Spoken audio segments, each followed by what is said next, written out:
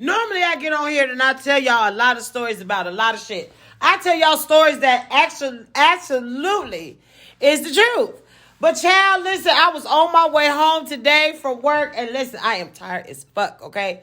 So, normally when a story hit me, I just go ahead and tell it. Well, I got to tell y'all the story about the day that Dwanna found out that this dude had burnt her. Girl, this shit was funny. Listen, like, comment, and subscribe. And I thank y'all for watching this channel. My name is Monica, child. Listen, this shit was beyond fucking funny. Dwanna was dating one of those street pharmacists, but these street pharmacists had happy penis. He had happy penis, and he gave the happy penis to Dwanna. Now, keep in mind, Monique had been telling Dwanna all this time, like, Dwanna, you're not the only one, you're not the only one. But she didn't believe it because this guy was giving her a lot of money. But listen, at the end of the day, when she found out about the other bitch, listen, it went. Okay, now keep in mind, Dwanna had sensitive skin. Dwanna's skin was so sensitive, she couldn't just use any old kind of soap. Dwanna had to use Irish Spring soap. But see, her mom was so vindictive to her. Her mom is Wheelchair Willie, you already know. So you already know that once her mom found out that she was doing the nasty, she was doing stuff like intentionally. She would switch the water soap like to the larva, and it would burn her on her hoo-ha and her butt. So she was already sensitive about that shit. But because she lived with us 90% of the time, she would go to my mom if she had any kind of itchy issues. So Monique had been telling her that this dude was nasty. Now, he wasn't nasty like nasty dirty. He was just nasty because he was sleeping with a bunch of women. And because he was sleeping with a bunch of women, because he had money. So Dwanna had kept telling him, motherfucker, you give me anything, and I'm going to fuck you up, He didn't believe shit stank. But neither did she. This one particular time we was sitting on the porch. Dwanna seen his car coming out of Edgewood Courts. When she seen the car, she thought he was going to turn down the street and come pull in front of my mom's house. But he did. He went the other way. But when he went the other way, his windows was down. She seen a bitch in his car. That motherfucker jumped off the porch and down the street she was running. Now, she was running and we was laughing because when Dwanna was running, every time she ran with her arms swinging like, But by her being short and a shit starter, she was running and cussing at the same motherfucking tab, so she threw her Thunderbird bottle at him. Now, we laughing. She walking back down the street. She out of breath, but we laughing, and so is she. So we thought the shit was funny, but not Dwanna, really, because she really was paying attention that she wanted to hurt him. But she figured like the girl knew that she was messing around with him, so she was going to get back at her. So what she did was she paged him. Because back then we didn't have cell phones, we had pagers. But when she paged him, he called her back. When he called her back, she told him, she was like, why don't you come pick me up, come swing through, and come and get me, and I'll spend the night with you. Now, keep in mind, Dwanna was funny acting about her panties, her hoo-ha, and what she had on. Now, keep in mind, this dude knew this. He knew this, and he knew how Dwanna was because Dwanna was, like, ghetto famous. So, at the end of the day, by her being ghetto famous, she going in and out of stuff, in and out, but she keeping money in her pocket. But the dude, she really liked him, so she was going to spend the night with him. She had went and got her, back then, we had TNT Fashions, which is still downtown.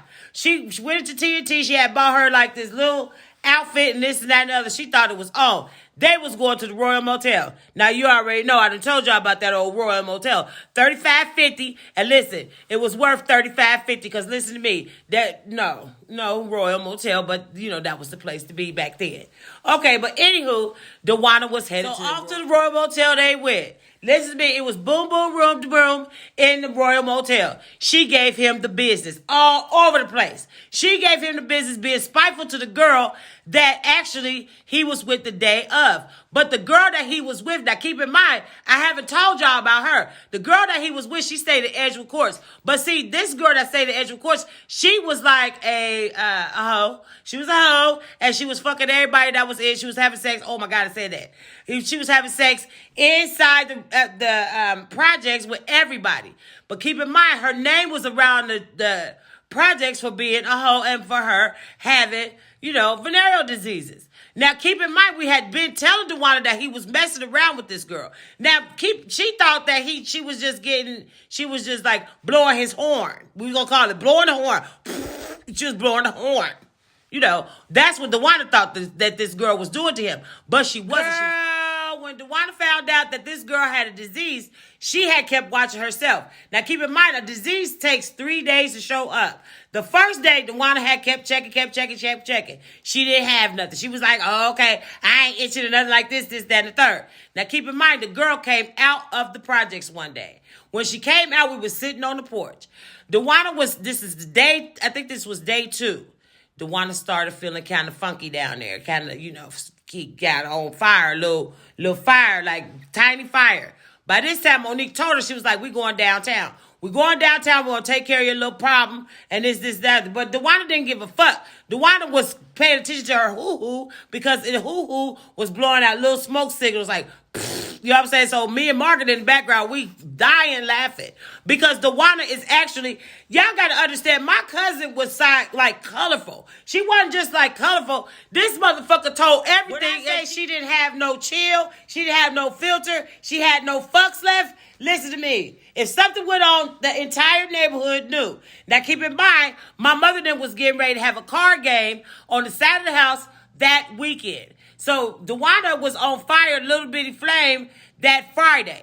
That Saturday, my mom had already set up tables and stuff that was on the side of the house and this, that, and the third. Now keep in mind, Monique had already informed Dwanna that this shit was getting ready to get bad between her and her hoo-ha and this girl and this boy.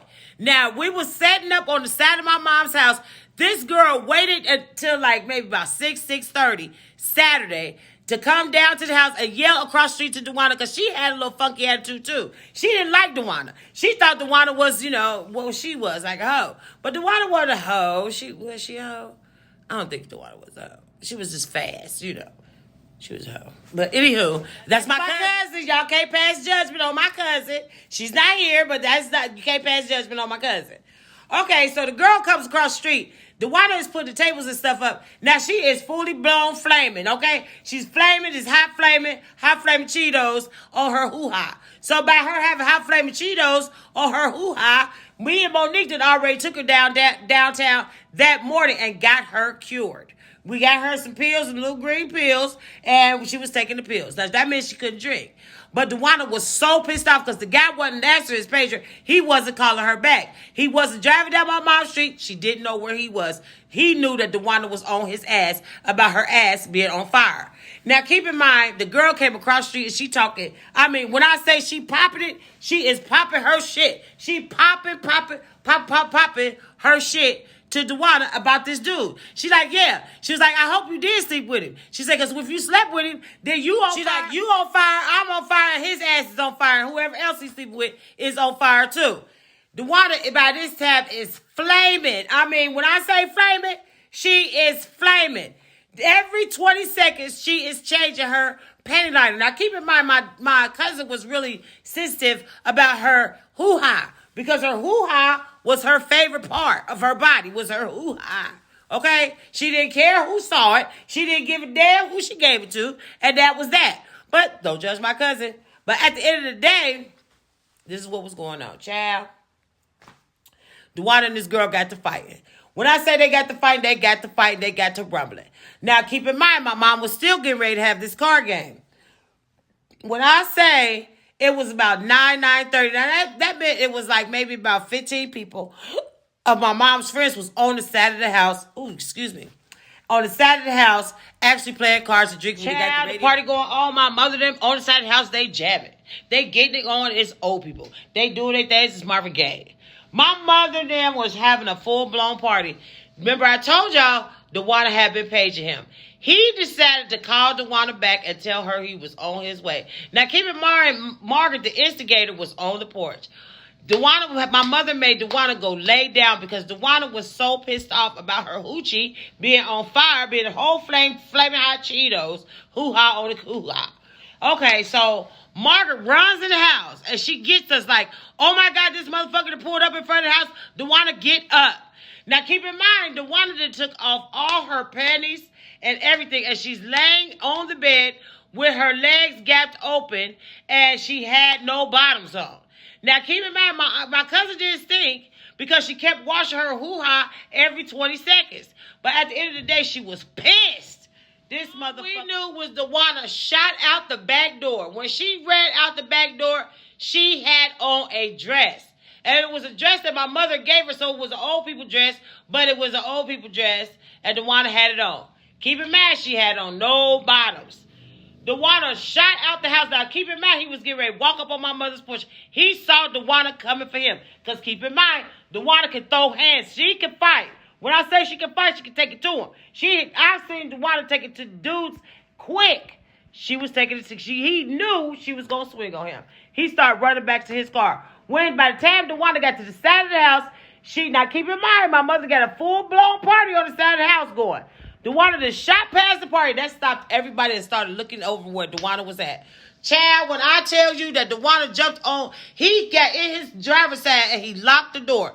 Dwanna not having on no panties. All she kept saying was, motherfucker, look what you did. We thinking that she was going to show him the paper that we got from downtown to show that he had caught her on fire. But no.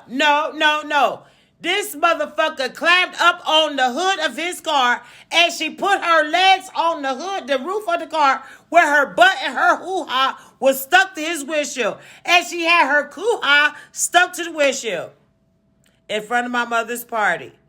All I could do, my Jesus, was laugh. You hear what I say? She kept saying, look what you did, look what you did. And she got her whole hoo-ha stuck on the front of his car. He pulled off. Oh, why he do that for? Dwanna was still on the hood of his car with her legs, with her hoo-ha stuck to his windshield. When I tell you he had to stop his car in the middle of my mom's street because she wouldn't get off the car, once he got out the car, honey, she got off that goddamn hood of that car and she was fighting him. She fought until we had name. By the time my mother made it around that motherfucking corner, listen to me. Me, Margaret, and Monique was just standing on the porch like, ooh, this is going to be bad because Mary King, here she comes. Honey, when my mother broke Dwanna and the dude up, Dwanna had busted him in his motherfucking nose. My mother telling Dwanna, you get your behind in the house because you ain't got no panties on, this. Dwanna turned around in front of my mother's face. She said, I don't give a damn about none of them. She pulled the dress up and opened her legs and was like, look what he did. Yeah, this is my cousin.